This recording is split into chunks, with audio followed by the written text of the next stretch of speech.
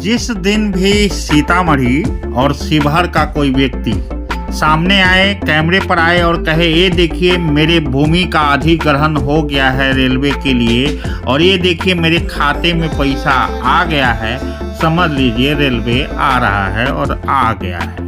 अन्यथा कागजों में रेलवे हर चुनाव से पहले, खास करके चूंकि केंद्र की योजना है तो लोकसभा चुनाव से पहले आता ही है।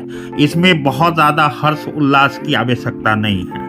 1 रुपये के कागज पे कंप्यूटर के कुछ इंक खराब हर चुनाव से पहले होते रहे हैं। इसलिए अब तो रेल आया ये मानने का एकमात्र सबसे मजबूत आधार होगा कि किसी किसान, किसी व्यक्ति जिसका भूमि अधिग्रहण हुआ हो और उसको पैसा प्राप्त हो जाए।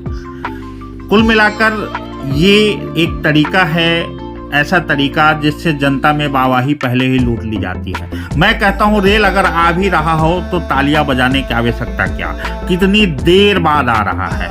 15 साल से तो खुद सांसद थी, उसके बाद अब कहीं आ रहा है भी कि पहले की तरह ही केवल कागजों पर आ रहा है। यह तय करने का एकमात्र आधार है और वो आधार है कि शिवहर सीतामढ़ी में किसी का भूमि अधिग्रहण हो जाए, किसी को अधिग्रहण का भू अधिग्रहण का पैसा प्राप्त हो जाए तो यह बात समझ में आएगी कि अब वास्तव में रेल आ गया है। अन्यथा मैं तो खुद ही 3 एस्टीमेट झेल रहा हूँ पुल के फर्जी एस्टीमेट को।